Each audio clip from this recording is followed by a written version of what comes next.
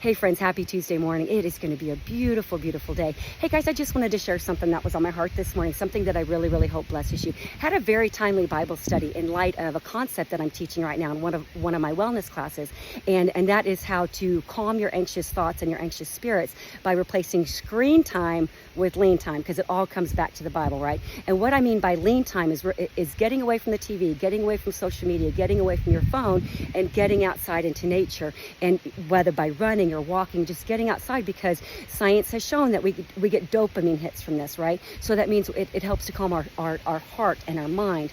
But unfortunately, on the flip side, so many people are going to screen time instead. We are in a world that's increasingly addicted to porn, which is just detrimental, not just to the person, it's detrimental to marriages and to families. It's just detrimental to all around. Prolonged media has a detrimental effect. I mean, the science, you could go on and on. I could do a whole video just on that alone. And the TV watching too. Now, all of these will pacify a person for that moment. But unfortunately, these dopamine hits that we get through those, they damage the brain. They rewire the brain, and they don't last long. However, the consequences from doing this have long-lasting effects. So it causes you to seek it again and again and again. The only soothing that we will ever find, the only true peace that we will ever find, is found with God. And this is what David was talking about in Psalm 31. This should be a self-help book all in itself. But David starts off the psalm, he starts off the chapter saying, in you I take refuge. Right off the bat, David said, I know where my refuge is, I know where my safe place is, and it is in you, Lord. And then he goes on to list all of the reasons that he can trust God, who God is. He's his rock, he's protector. And then after that, in verse 4, he says, once again, now he says, you are my refuge. Into your hands I commit my spirit. David was saying, Lord, I know that this body is just a shell. This is what I need kept safe, my spirit. This is where I'm prone to anxious thoughts, everything. This is where my anxiety comes from. So I give it to you. I put it in your hands where it's safe and you can take care of it.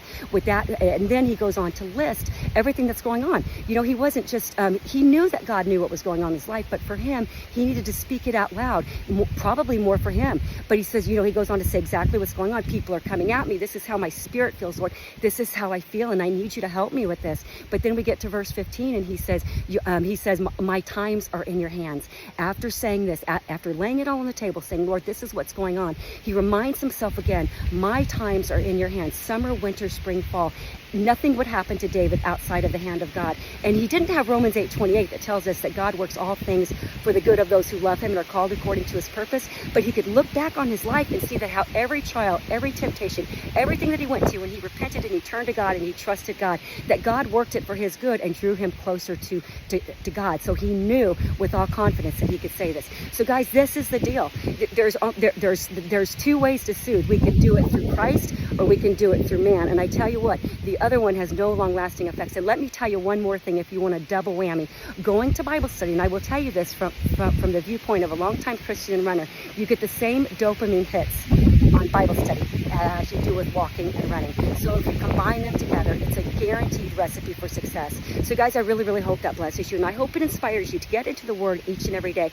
And when you're feeling anxious, remembering that it comes from worry, getting outside into nature, taking a walk, and just laying it out to the Lord and say, Lord, I need you. I commit my spirit into your hands where I know it is safe. And Lord, I just ask that you just be with me, walk with me, and calm my anxious thoughts. I tell you what, it works for me every single time. I really, really hope that blesses you. Going to finish up my run, get off to the best job ever. It's going to be a great day.